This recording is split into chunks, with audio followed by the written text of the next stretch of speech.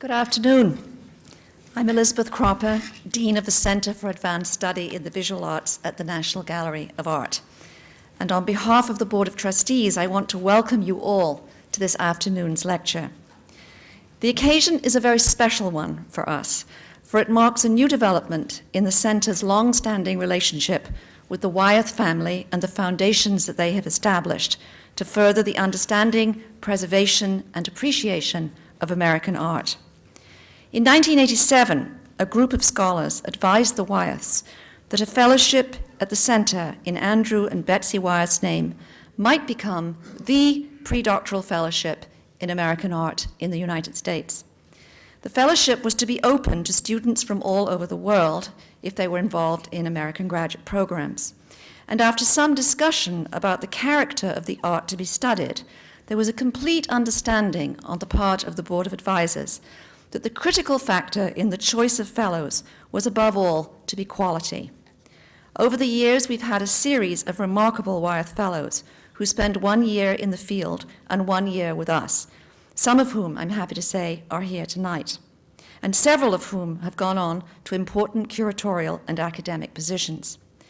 2 years ago, with the support of the endowment, the CASVA put together a symposium on the 18th of October 2001, in which a group of the most prominent younger scholars, many of whom had been Wyeth Fellows here at the gallery, presented their new work. This event, which took place at a critical moment in our nation's history, turned out to be the launching pad for a new set of proposals to the Wyeth Foundation, intended to strengthen our commitment to scholarship on American art at the gallery and at CASVA. And we've been given the very welcome assurance by the Wyeth Foundation that in the future, a day-long seminar such as that held so successfully 2 years ago, and a distinguished lecture, the first of which will be delivered tonight, should alternate annually at the gallery. In this way, we intend to continue to provide leadership in the study of American art and also to be a catalyst for the many research efforts that are underway in this city and which might otherwise go unnoticed. We have many distinguished colleagues from around the mall here today, and I want to welcome them all as partners in this effort. I also just want to add that I think none of this would have come about without the support of John Wilmerding, who unfortunately could not be here today, of the Foundation and, of course, of the National Gallery, who will be speaking here on Sunday about his latest work. With his support and that of members of the board of the Wyeth Foundation, we hope to encourage this field to prosper. And so finally, I come to tonight's lecturer. I think that when the possibility of an inaugural Wyeth lecture came to us, Deans Teresa O'Malley, Peter Lukart, and I had no doubt that this lecture would have to be given by Jules Prown. Professor Prown has been a generous teacher, an innovative scholar, and a visionary leader in this field. Many of his former students, undergraduate and graduate, and former colleagues are also here tonight. After graduating from Lafayette College and Harvard University, he studied at the University of Delaware for the master's and then Harvard for the PhD degree. Jules Prown has held many positions at university museums, having served as assistant to the director of the FOG, curator of Garvin and related collections of American art at Yale, and especially, of course, as director of the Yale Center for British Art from 1968 to 1976, and even as interim director of the Yale University Art Gallery. He was also a professor in the department at Yale, moving from assistant professor in 1961 to Paul Mellon Professor of the History of Art, 1986 to 99, and he's currently Paul Mellon Professor Emeritus of the History of Art at Yale. Jules Prown has been an extraordinary university citizen, as he has been of numerous national institutions, from the Paul Mellon Center for Studies in British Art to the Archives of American Art, the Board of Directors of the College Art Association, the editorial board of the Winterthur Portfolio, and of the Art Bulletin. And he's received the Distinguished Teaching of Art History Award of the College Art Association. You'll notice that so far I haven't even mentioned Jules Prown's publications, on Copley above all, but also on Trumbull, Akins, Homer, and West, and many others, and his contributions to the often disputed territory between the history of art and the history of material culture, a topic a small group will discuss tomorrow in our seminar on Watson and the Shark. The Center for Advanced Study in the Visual Arts is committed to new scholarship and to publication. We're also, however, deeply committed to making sure that the best traditions of scholarship and of scholarly comportment and civilization are passed on to a new generation. Jules Prown is a wonderful example of such a life of scholarship and engagement, and we're deeply grateful to the Wyeth for making it possible to invite him here tonight in such auspicious circumstances. Please welcome Jules Prown, our inaugural Wyeth Lecturer. Thank you.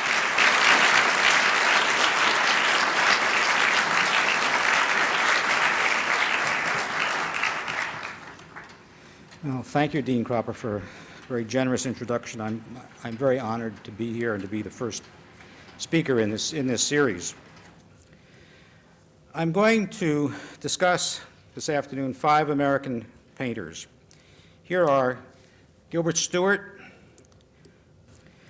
John Trumbull, Charles Willson Peale, Benjamin West, and John Singleton Copley. Copley and West were born in 1738, Peale 2.5 years later.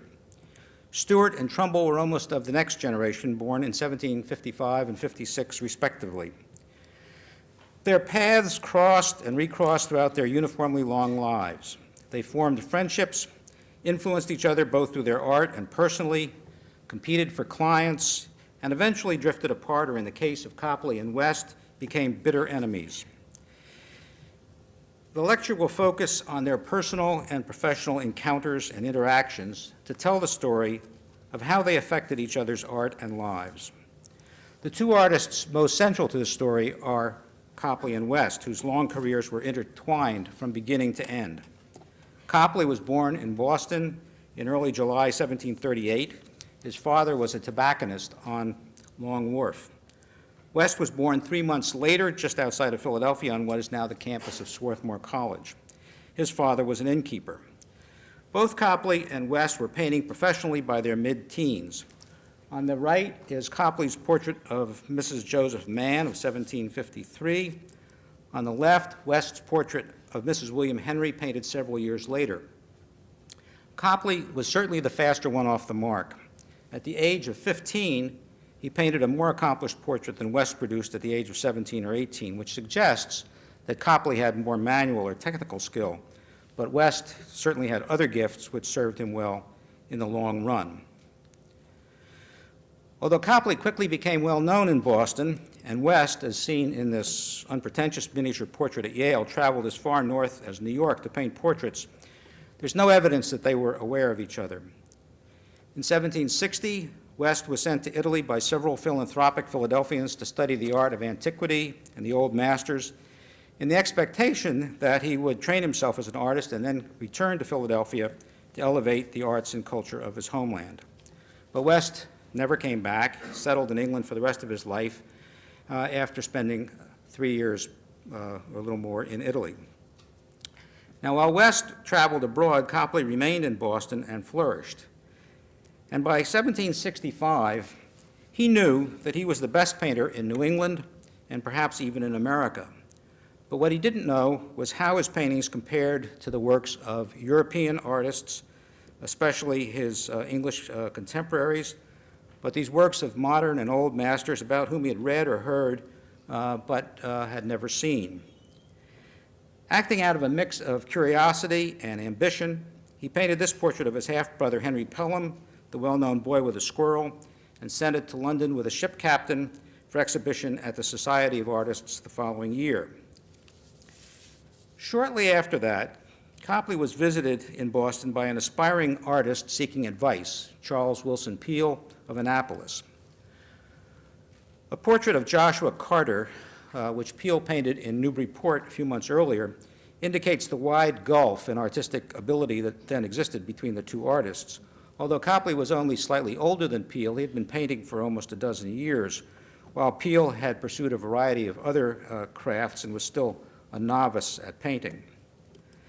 Copley lent Peale a head painted by candlelight to copy, probably this earlier portrait of Henry Pelham. Although Peale, while in Boston, could hardly have looked at Copley's impressive paintings of 1765, such as Mrs. Theodore Atkinson, without a sense of his own inadequacy, They might also have inspired in him a desire someday to compete with Copley. Meanwhile, Copley's Boy with a Squirrel had been delivered to the attention of the English artist Joshua Reynolds, who sent it on to the exhibition. Word came back through the ship captain that Reynolds thought that, quote, it was a wonderful performance, and he encouraged Copley to come to Europe where he could see examples of great art and receive instruction, quote, before your manner and taste were corrupted or fixed by working in your little way at Boston. Copley's painting was not the only picture by an American artist exhibited at the Society of Artists in 1766. Matthew Pratt, a young Philadelphian studying with West, exhibited the painting known as the American School. It shows West on the left in his studio instructing young artists. Now, the unexpected appearance at the exhibition of Copley's Boy with a Squirrel caught West's attention. He wrote to Copley, introducing himself by saying, quote, I'm from America and know the little opportunities to be had there in the way of painting. West knew that what Copley wanted, or would want, was an objective, professional critique of the painting. Like Reynolds, he said it was a remarkable achievement for a young artist in America, but that there were a few shortcomings. He stressed primarily that the picture suffered from what he called lininess, meaning that the things depicted in the picture were too flat, with hard edges, and did not partake of the roundness that is the character of things in the physical world. But he added that Copley was so far advanced in his art, quote, that nothing is wanting to perfect you now but a sight of what has been done by the great masters. And if you could make a visit to Europe for this purpose for 3 or 4 years, you would find yourself then in possession of what will be highly valuable. If ever you should make a visit to Europe, you may depend on my friendship in any way that's in my power to serve. And then for the moment, West urged Copley to take his criticisms into consideration and send another portrait to his care for the exhibition the following year. Taking West's advice, Copley sent this portrait of a young lady with bird and dog for the 1767 exhibition. It was less well received. West, tactful as always, tried to cushion the blow, saying, first, as before the criticisms, quote, these are criticisms I would not make were not your pictures very nigh upon a footing with the first artists who now paint, and my being sensible that observations of this nature in a friendly way to a man of your talents must not be disagreeable. He noted that Reynolds, quote, was not so much pleased with it as he was with the first picture you exhibited. Among other things, Copley had committed the cardinal sin in portraiture of cluttering the picture with peripheral items that competed with what should be the central focus of any portrait, that is, the head. The drapery, the chair, the parrot, the ribbon, the dog, the ornate rug, the curtain, the landscape, all of these distract attention from the primary subject. Copley realized now, getting the letter, that it was not going to be possible to improve his art on the basis of written advice. If he wanted to learn what West and Reynolds had to teach him, he was going to have to go to England. But he wasn't about to give up a flourishing and profitable business. Meanwhile, Charles Willson Peale, let me see where I am here, having returned to Maryland from his visit with Copley, was sent to London to study with West by a group of patrons acting with the same high-mindedness and motivation as the Philadelphians who had sent West abroad earlier. Peale became West's pupil and a very close friend, and West painted this portrait of him at some point during Peale's 2 years in London. Peale was in West's studio when Copley's young lady with a bird and dog arrived and certainly saw it. The following year, 1768, he exhibited at the Society of Artists a portrait of a girl, which Charles Coleman Sellers suggested was this 1768 painting. It seems specifically intended to rival Copley with such compositional similarities as a child standing on a patterned rug in front of a chair on which there is a plaything, holding a string in her left hand. It seems to me significant that Peale chose to compete not with his English contemporaries nor with his mentor, West, but with the leading artist in America, Copley. While he was in London, Peale received a commission from Maryland patrons to paint a portrait of William Pitt, supporter of the American colonies, from which Peale also produced a mezzotint engraving. His full length of Pitt was an ambitious undertaking, depicting the figure as a Roman consul holding the Magna Carta. Defending the claims of the American colonies on the basis of the British Constitution, Pitt points to a statue of British liberty, trampling underfoot a petition from the Congress at New York, a petition that had been rejected by the House of Commons. When Peale returned to America in 1769, the best artist in the colonies was still Copley, now at the zenith of his American career. But Peale, with 2 years of study and practice in London under his belt, had reason to believe that he was ready to compete with Copley, who had not been to Europe.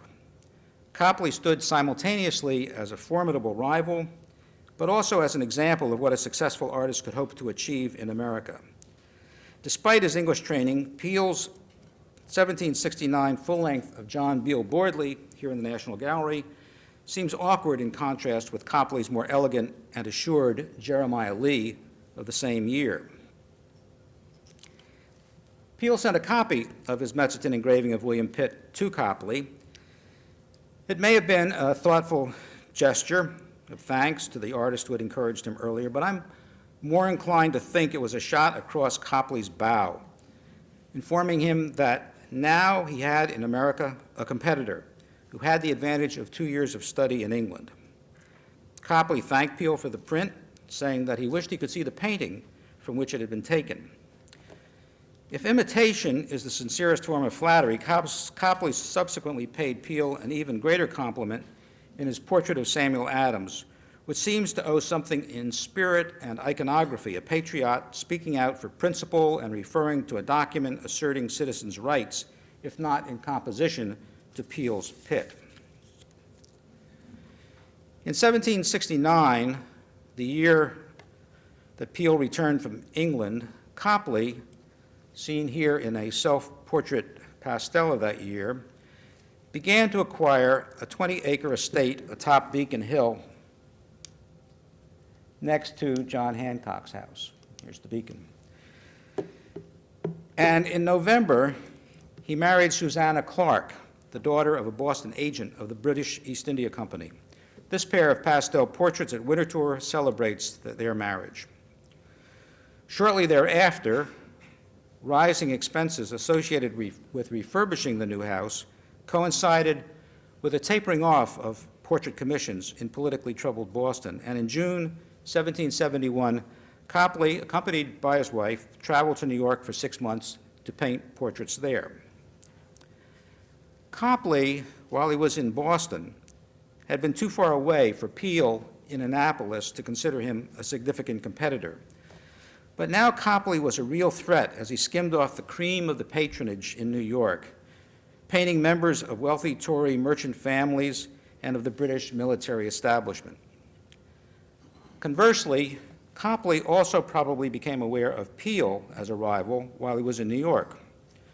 Although we do not know what paintings by Peale Copley actually saw in New York, that he had reason to feel confident that his portraits were as good or better than Peale's is suggested by this comparison of the first portrait he painted in New York, on the right, Mrs. Thomas Gage, with Peale's contemporaneous portrait of Mrs. Charles Carroll. Copley wrote to Henry Pelham from New York, quote, "I have done some of my best portraits here, particularly Mrs. Gage's. It is, I think, beyond compare the best lady's portrait I ever drew, but Mr. Pratt," that's Matthew Pratt, who painted the American School that we saw earlier, Mr. Pratt says of it, "It will be flesh and blood these 200 years to come, that every part and line in it is beautiful, that I must get my ideas from heaven." In August, Peale wrote from Annapolis to his patron, John Beale Bordley, who we saw earlier, "Mr. Copley of Boston, I hear, is now painting at New York. This is the time I ought to go to Philadelphia, but cannot before I have painted Mr. Johnson's and Mr. Hall's family." With its display of affection and intimacy, Peale's portrait of the Thomas Johnson family, to which he had referred in that letter to Bordley, is representative of other double and group portraits of this period.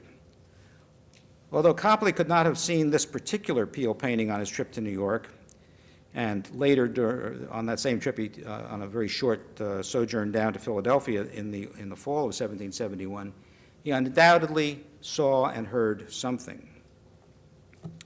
The following year, writing to Boydley again from Philadelphia, Peale boasted, quote, "My reputation is greatly increased by a number of New Yorkers having been here, who have given me the character of being the best painter of America, that I paint more certain and handsomer likenesses than Copley. What more could I wish?" With his original group portraits, like the Johnson family, Peale had indeed become a force to be reckoned with. What apparently struck Copley about Peale's work was not so much its merits as the fact that Peale had successfully accomplished something that he himself had not attempted since his earliest juvenile pictures. Peale was producing multi-figure compositions, and Copley seems to have been stung by the challenge. Thus, when Mr. and Mrs. Thomas Mifflin of Philadelphia came to Boston in 1773 and commissioned their portraits, Copley, who had been painting only single-figure portraits, was prompted to tackle the more complicated compositional problems of a double portrait, especially in one that would find its way back to Philadelphia, where Peale might well see it. The following year, he came even closer to Peale in capturing the affinity between the figures in his portrait of Mr. and Mrs. Isaac Winslow. Copley's double portraits constituted a sophisticated artistic response to Peale, but the images of the radical Mifflin and the Tory Winslows also reflect the political disruption that caused him to leave America in 1774. His clientele was increasingly divided between radical and loyalist sitters, and taking a political stance would cost him dearly in commissions. So Copley used the non-political excuse of a need to study abroad, as West and Reynolds had urged, to remove himself from an awkward situation. He sailed for England, but the work he left behind inspired several younger artists. The one most deeply influenced by Copley was John Trumbull. As a young man, Trumbull had wanted to be a painter, but his father, the governor of Connecticut, who had loftier aspirations for him, disapproved and sent his son to Harvard. Arriving in Cambridge in 1772, Trumbull promptly crossed the river to Boston to see Copley, who had returned from New York. Trumbull later wrote, quote, "We found Mr. Copley dressed to receive a party of friends at dinner. I remember his dress and appearance. An elegant-looking man, dressed in a fine maroon cloth with gilt buttons. This was dazzling to my unpracticed eye, but his paintings, the first I had ever seen deserving the name, riveted, absorbed my attention, and renewed all my desire to enter upon such a pursuit." The influence of these paintings by Copley on Trumbull is clear. Copley had painted his double portrait of Mr. and Mrs. Thomas Mifflin on the left, while Trumbull was at Harvard. Several years later, Trumbull, at the start of his own artistic career, painted this double portrait of his parents, Mr. and Mrs. Jonathan Trumbull, Sr., which in the pose of the two figures seated at a table and the background details of a shadowed niche and the freestanding column clearly reflects the influence of Copley's portrait of the Mifflins. It was also influenced in the background details and the informal men's robe and the turban by another portrait by Copley, the full-length portrait of Nicholas Boylston, painted in about 1772, the year of Trumbull's graduation from Harvard, which then hung in the philosophical chamber at the college. To some extent, Trumbull was also influenced here by Copley's Mr. and Mrs. Isaac Winslow, but reversing the composition.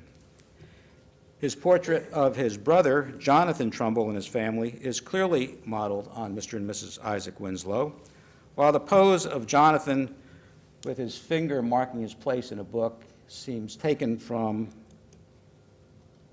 Thomas Mifflin's similar pose. In his self-portrait of 1777, Trumbull portrayed himself seated at a table with the tools of his trade spread out before him, a palette and brush, and a copy of Hogarth's Analysis of Beauty, an artist craftsman echoing Copley's portrait of Nathaniel Hurd, a silversmith engraver shown with his books, or another silversmith, Paul Revere. A second young artist, clearly aware of Copley before the Revolution, although he probably did not meet him, was Gilbert Stuart in Newport. Stewart's youthful double portrait of Francis Malbone and his brother Saunders not only reflects the compositional influence of Copley's double portraits of the Mifflins and Winslows seated behind and alongside of a table, but also in the pose of the boy on the right leaning on his elbow, employs a compositional device Copley frequently used in such late portraits as Paul Revere or Mrs. Humphrey Devereux. Copley arrived in England in 1774. He promptly called upon West, with whom he would have stayed were West not in the process of moving into a new studio on Newman Street, but the Wests invited Copley to dine with them whenever he was not otherwise engaged. West introduced Copley to Reynolds and took him to the Royal Academy, and together they visited the Royal Collection, where Copley first saw a version of West's great and influential painting of the death of General Wolfe. After 6 weeks in London, Copley set off for Italy by way of France in the company of an English artist, George Carter. The two did not get along well. Carter found Copley, here in a self-portrait painted a few years later, to be contentious and given to constant complaining. His unfriendly description of Copley was as, quote, very thin, pale, a little pockmarked, prominent eyebrows, small eyes, which after fatigue seemed a day's march in his head. Copley, in return, described Carter, quote, as a sort of snail which crawled over a man in his sleep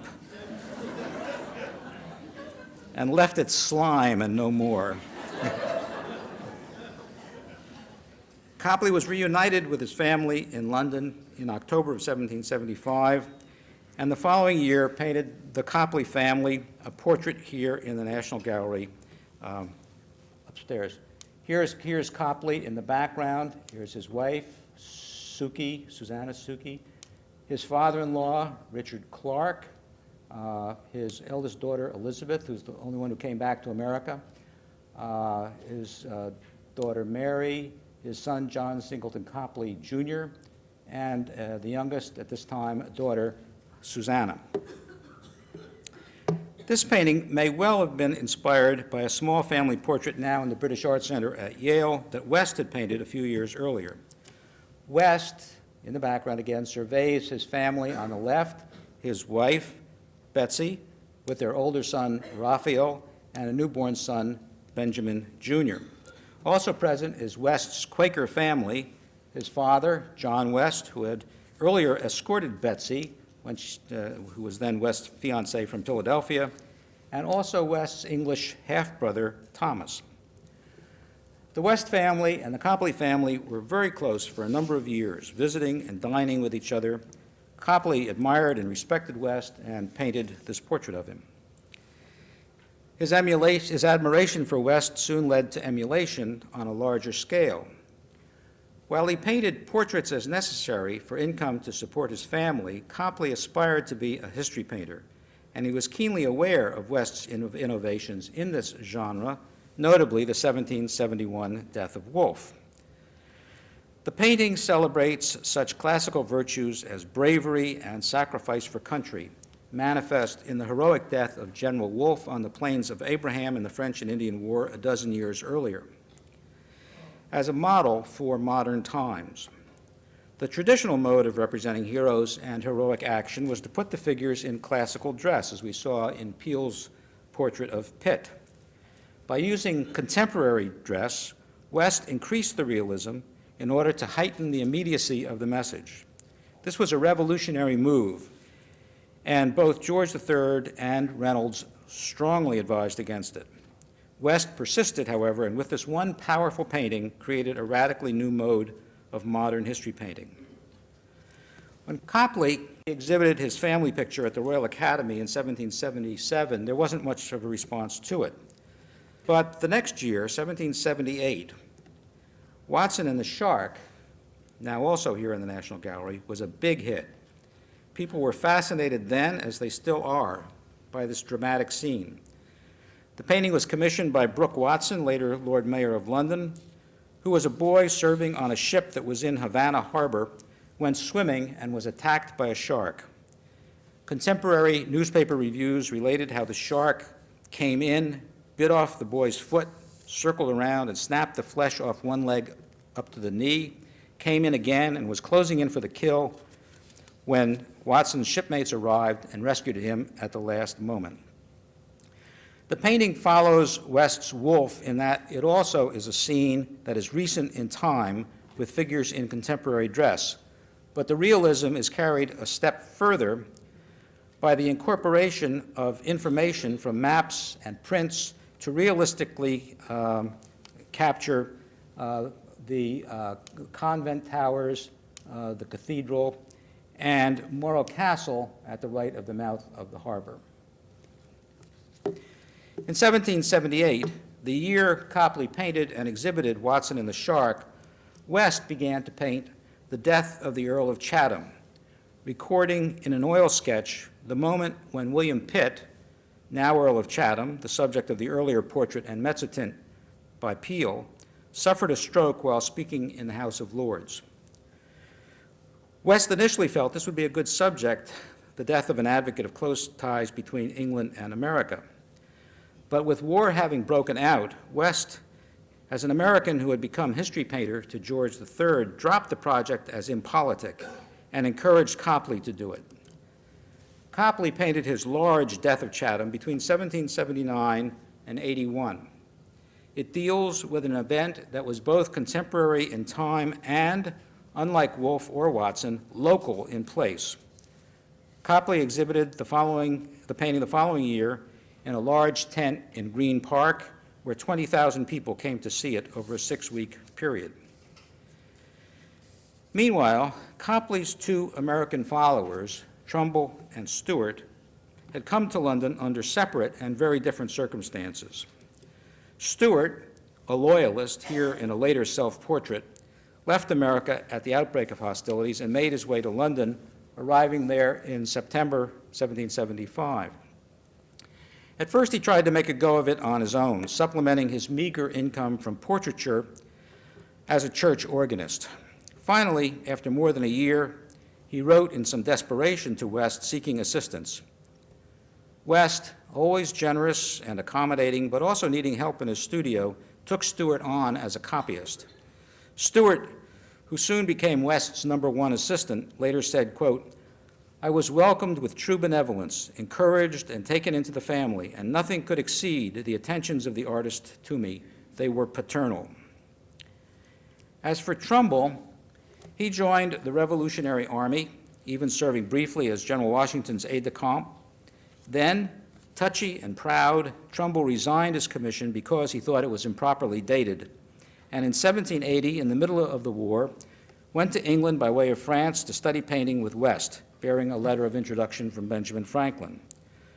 According to Trumbull, West in the studio introduced him to Stuart, quote, "a young countryman of ours who is studying with me. He will show you where to find the necessary colors, tools, and so on." Irma Jaffe has written, quote, "Stuart and Trumbull formed a lasting friendship, surprising in view of their unlike natures. Stuart's personality was flamboyant. He was indifferent to social responsibilities, often drunk, and careless with money. Trumbull was reserved, proper, and meticulous about finances. Both were extravagant, however, and more often than not were in debt. They made good company together, playing duets on their flutes, for both enjoyed music, and discussing literature and painting. Stuart was constantly inventing wildly improbable anecdotes, which perfectly suited Trumbull's taste for joking. Trumbull recognized Stuart's genius and was drawn to his freedom of spirit."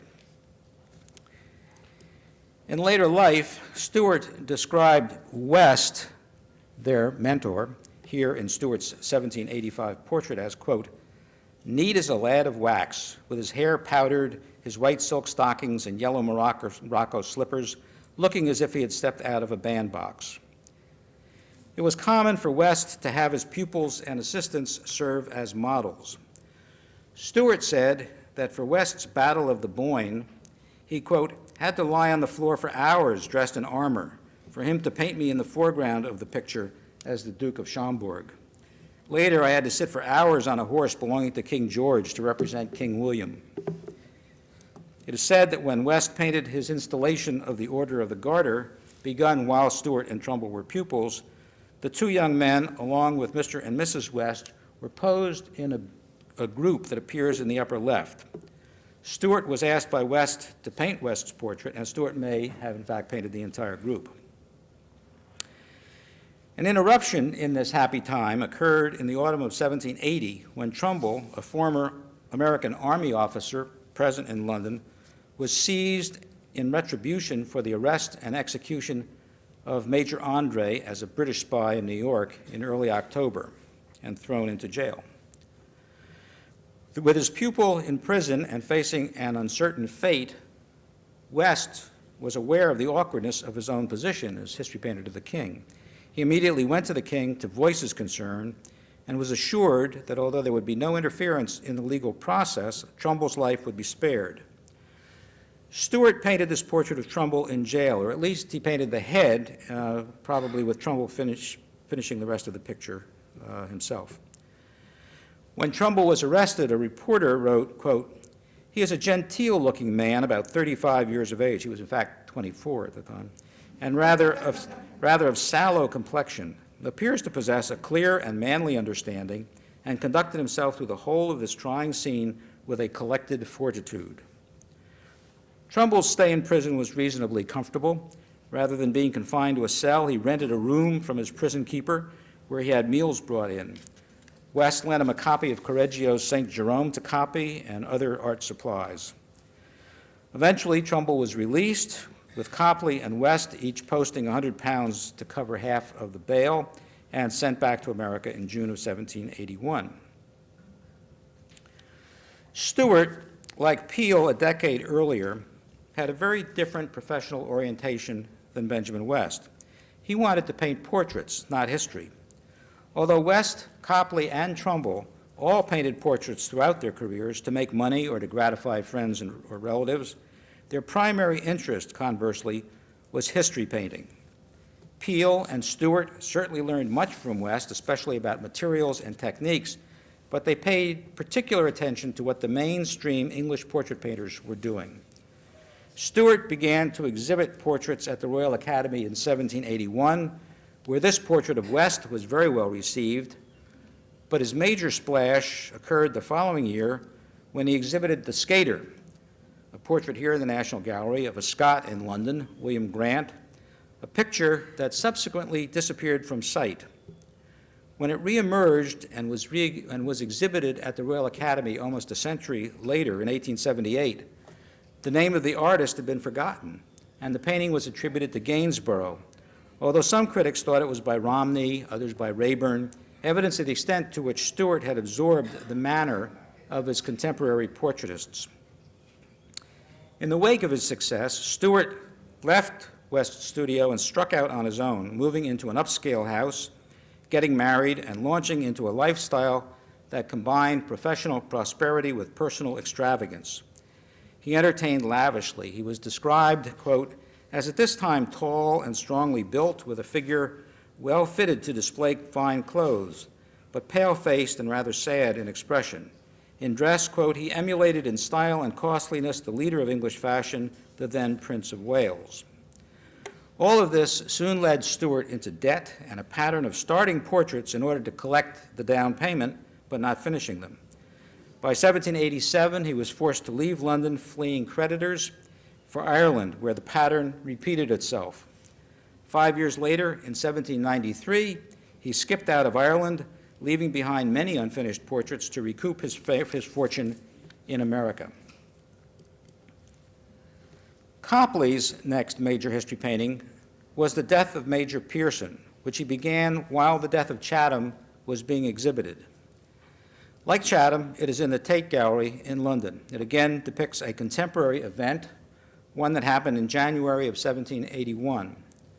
A detachment of French Marines invaded the Channel Island of Jersey. They had almost captured the entire island when a 24-year-old British major, Francis Pearson, rallied the remaining local militia and British troops, launched a fierce counterattack, swept back into the capital city of St. Helier, and at the very moment of his triumph was shot by a French officer who in turn was killed by Pearson's black servant. The painting has a vigorous composition, brilliant color, and a lively flicker of light and dark contrasts across the surface. As in Watson and the Shark, the scene has a realistic setting. Here, the town square of St. Helier, with a statue of George II in the background and the hill behind Town Hall, and similarly features a black as a central figure. Like The Death of Chatham, it contains actual life portraits that Copley took of figures who are here gathered around a dying contemporary hero. When The Death of Pearson was exhibited in 1784, this portrait of Copley by Stuart, now in the National Portrait Gallery in London, was inset in the top center of the frame. In the wake of the Revolutionary War, West decided that it would be desirable to make a visual record of the great events that had transpired in America.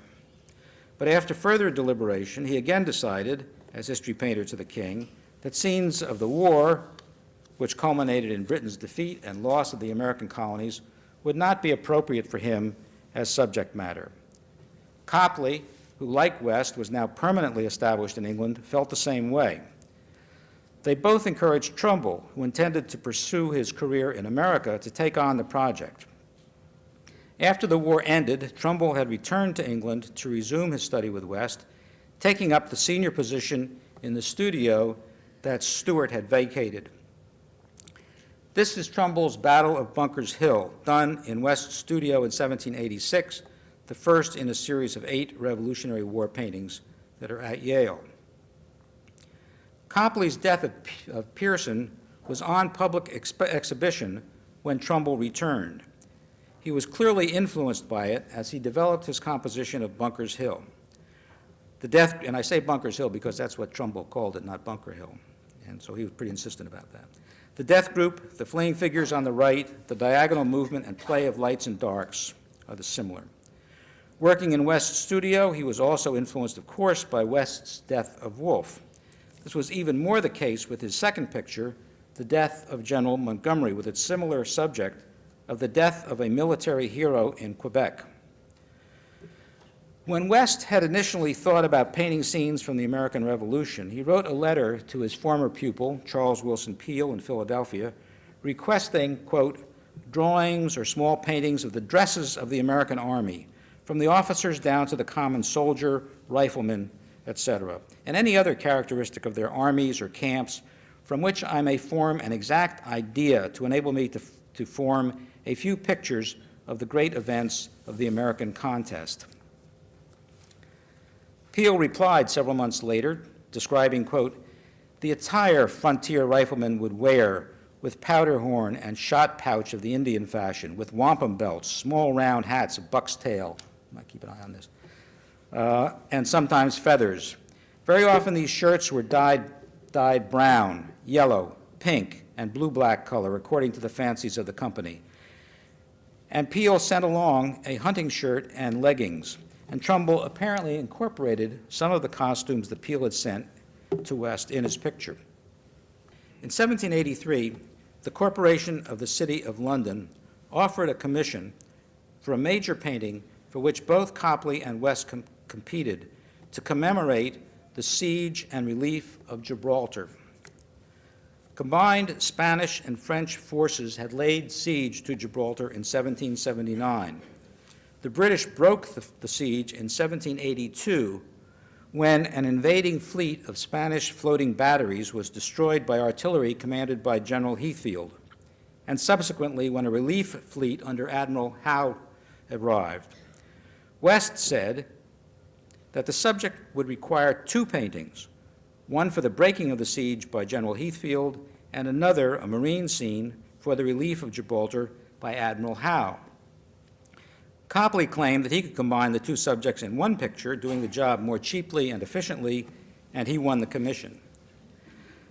Copley originally intended to paint what we see in the left-hand part of the composition, with the British officers and artillery placed back in the distance. Heathfield and other officers who took part objected, wishing the heroes being honored to be more prominently placed. So Copley arrived at this bifurcated composition, which took him years to complete. When it was finally finished, the subject had become dated and the critical response was not favorable. During World War II, this painting of the Siege of Gibraltar, which is enormous, it's 18 by 25 feet, was rolled up and was put away in storage for 50 years.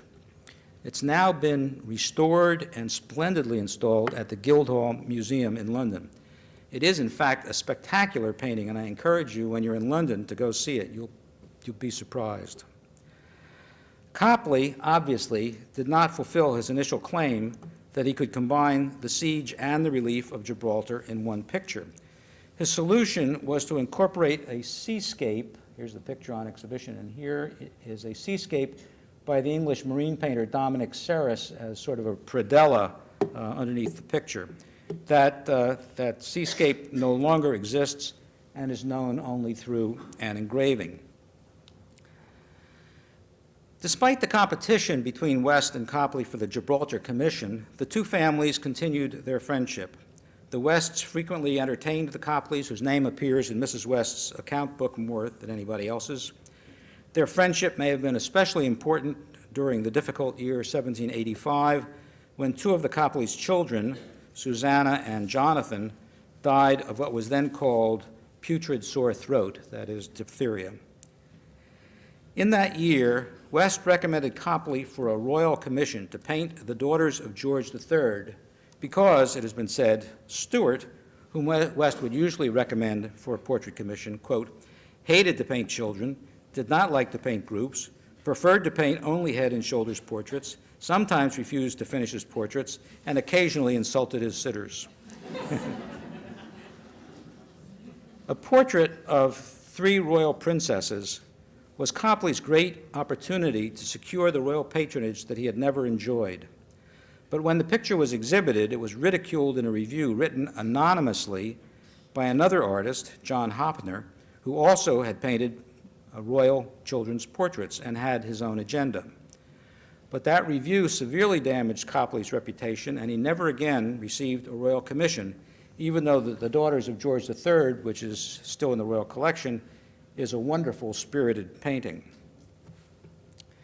In the following year, 1786, West, still a little galled perhaps by having lost the Gibraltar Commission to Copley, encouraged Trumbull, who had now launched himself on the Revolutionary War series, to paint the same subject. Trumbull actually started to depict the Siege of Gibraltar, but tactfully decided this was not a good idea, and he shifted to a different scene from that engagement, a bold, nocturnal sortie by the British out from the fortifications at Gibraltar to attack the besieging troops by surprise. Trumbull's sortie from Gibraltar was completed in 1789 and exhibited at Spring Gardens. There was, however, not much public response, and subscriptions for a print were disappointing. In 1792, Sir Joshua Reynolds died, and West was elected to succeed him as president of the Royal Academy. Here, in a self-portrait, he sits in the president's chair with the Academy in the background. Copley was resentful, feeling that he was a better history painter and should have been made president. West, as history painter to the king, obviously had an important connection for what was, after all, the Royal Academy. He had always been generous in his teaching and encouragement of other artists and was generally well-liked. One of the most striking things about West was the control that he had over his emotions. He rarely lost his temper. He was always cool, undogmatic, never given to excess. Copley was much more sharp and acerbic, quite argumentative, often involved in litigation for one reason or another. He was something of a tightwad, had few friends outside of his family circle, and almost no pupils. West was also enormously self-assured.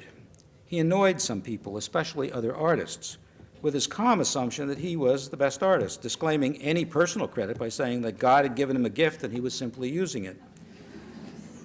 West was described by a contemporary as, quote, a genteel and generous man as long as he had the upper hand, a strong-willed personality, the friend of no one who might possibly interfere with his success. In 1800, Copley received a commission from Lord Knatchbull for a large family portrait seen here in an oil sketch. Copley, whom West had earlier characterized as the, quote, the most tedious of all painters, made slow progress. As time passed, Lord Knatchbull remarried and wanted his new wife introduced into the picture, along with children as they came along. When the picture was finally completed in 1803, Copley submitted a bill for 1,800 guineas. Knatchbull objected, offered 1,400, and was refused. Legal action ensued, and the case was referred to arbitration. Knatchbull said that it had been Copley's idea to place his former wives in the sky as angels. He only wanted their portraits in the background. West testified at the trial that the price Copley asked was exorbitant, that £1,200 would have been handsome and $1,400 princely. Eventually, the large picture was cut up into 3 smaller ones. While this was going on, Stuart, who had returned to America in 1793, prospered, painting prominent American sitters in New York, Philadelphia, and Washington. This is a late portrait of Stuart by John Nagel. Stuart settled in Boston, Copley's hometown, in 1803. In 1805, Trumbull, after a long period of diplomatic service in England, went to Boston to see about setting up there as a Boston painter. He received a cool reception because Stuart, who had a greater reputation, had already accepted an invitation to settle there. Trumbull therefore resumed painting in New York, primarily portraits. Trumbull and Stuart remained good friends. In later years, Trumbull called Stuart the greatest portrait painter of the age and one of the greatest of all time. When he was in Boston exhibiting the first of the 4 large versions of paintings from his Revolutionary War series that were placed in the rotunda of the Capitol building here in Washington, the Declaration of Independence, Trumbull had Stuart paint this portrait. Stuart, for his part, told the visiting young artist Matthew Jewett that he loved Trumbull and thought highly of his talents. In New York, Trumbull became president of the American Academy of Fine Arts. Unlike West or Peale, who had founded the first American Academy of Art, the Columbianum, in Philadelphia in 1794, and put on the first major art exhibition there the following year, Trumbull was not an effective leader of an institution for nurturing young artists. One biographer has written that, quote, "As with many sensitive, defensive individuals, Trumbull often adopted a tone that made him appear arrogant or condescending." As for Peale, in late life he painted some of his most important works, including his self-portrait of the artist in his museum, which was located on the 2nd floor of Independence Hall in Philadelphia. Things were not always smooth for West in London. This is his self-portrait done in 1793, the year after he became president of the Royal Academy, with a statue of his prime patron, George III, behind him. He had troubles with the king, who lapsed into madness occasionally and became a difficult and eventually impossible patron. In 1807, there was a coup in the Royal Academy with Copley as the primary mover. West was voted out of the presidency, but the insurrection collapsed and West was reelected the following year, serving until he finally died in 1820 at the age of 82. There was a grand funeral procession and West was interred at St. Paul's. For Copley, the ending was very different, clouded by financial difficulties and diminishing artistic power. The artist Joseph Farrington, having seen Copley at the Academy, observed to West in 1811 that his appearance had changed greatly, quote, having a look of imbecility and a sort of absent, bewildered manner. Copley died in 1815, 5 years before West, at the age of 77. Copley's revenge, if you can call it that, was post-mortem. His brilliant lawyer son, John Singleton Copley, Jr., here in a very poor slide of a late portrait by his father, was knighted and eventually elevated to a baronetcy as Lord Lyndhurst and served as Lord Chancellor under Queen Victoria. West's 2 sons, Raphael and Benjamin Jr., did not turn out very well, squandering a substantial inheritance and ending up in debt. Peale and Stuart, who continued into their final years as major and respected artists in Philadelphia and Boston, died a year apart in 1827 and 1828, respectively. Trumbull lived on in New Haven, where late in life he founded the Yale University Art Gallery. He was the last to die, aged 87, in 1843. And that concludes our somewhat breathless survey of the intersecting careers of 5 major American, or perhaps more accurately for all except Peale, Anglo-American artists. Thank you.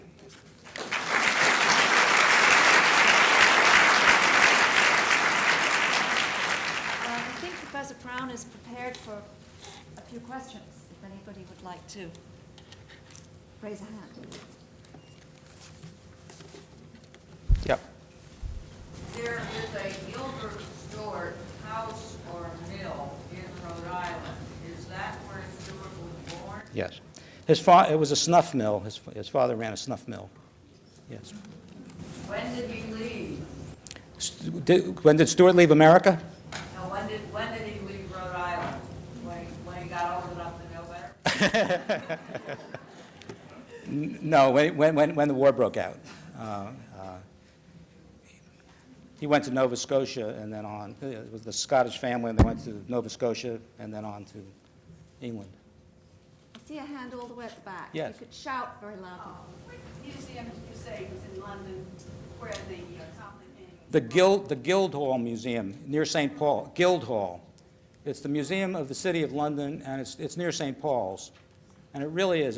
When I wrote my book on Copley, I only read the literature on that picture and worked from black and white photographs of it, and I didn't think it was very good because of that funny divided composition, and was just bowled over by seeing the picture as it's been restored and reinstalled. It's a great painting, really. I think there was one over here. Yes. Yeah. What were the patronage circumstances of the revolutionary paintings? Were they made for particular clients, or No. just with the hope that someone would buy them? Well, always the hope of somebody would buy them. No, they all had multiple ways of making money from these pictures that were done on speculation, and they were disposed of in various ways. The primary reason for Trumbull and where he expected to make his most money was through engravings. So much of his time was spent in arranging for the engravers, to get the best engravers to do the paintings. And making a steel plate engraving was a very time-consuming and difficult process, and he got several engravers involved on it, and then eventually he had to leave England before it was completed, and he had West sort of as his agent to look after the project and see it through to its completion. He also hoped to sell them to the to convince the federal government to make these big versions, and was in the long run successful in getting four out of the 8 done for the rotunda. The death of Pearson, for example, Copley hoped that somebody would buy it, and eventually it was put up for a raffle and was sort of won on a raffle. That was the way. When it was exhibited, you saw the slide of it being exhibited. People who would go to the exhibition would pay their admission, but they also could subscribe to an engraving in which you put down half of the amount in advance and then would pay the rest of it when it was completed a few years down the road. So there are lots of different ways that they would make their money. Yeah. There was an unfinished painting of the Treaty of Paris in the State Department. Could you talk about that? What must be finished? Well, as I recall, I guess the first version of that picture is at Winter Tour, and the sitters were, the American delegation was Franklin, Jay, Franklin's son. Who else was there? Adams, John Adams.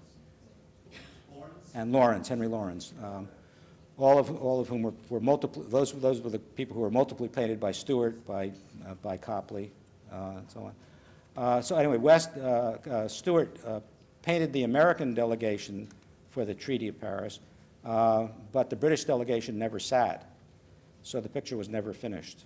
And the unfinished one is at Winter Tour, and the State Department one I'm not familiar. Must be a second version. A copy? Is that right? Cadmium red. Oh, Cadmium red. oh, okay. She said it is a copy because it has cadmium red, which would have been a pigment that was invented much later than the lifetime of Stuart. So it must be a copy. Yeah. I think there was a question back here first, or was that no? Yeah. Was Copley considered the best portraitist among the group there?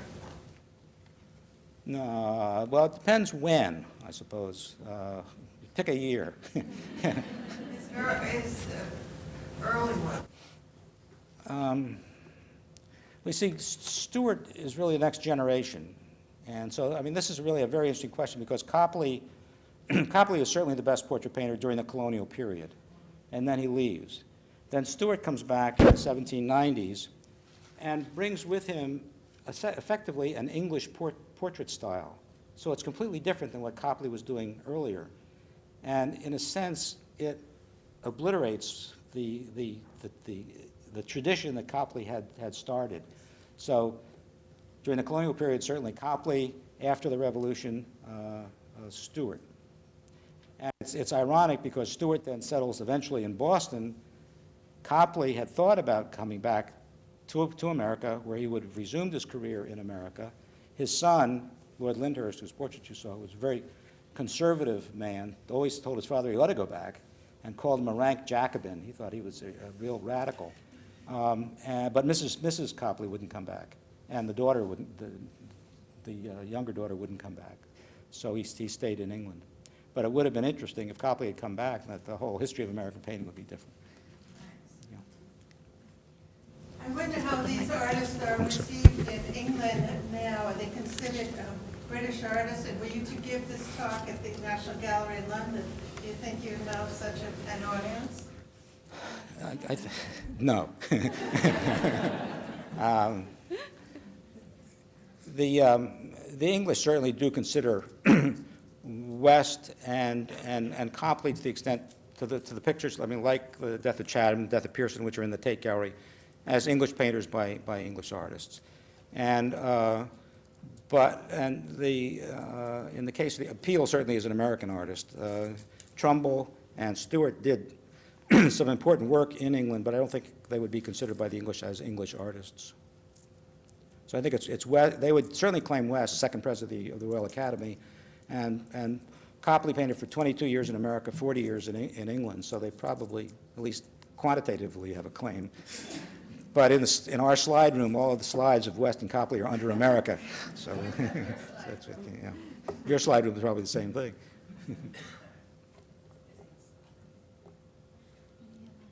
Okay.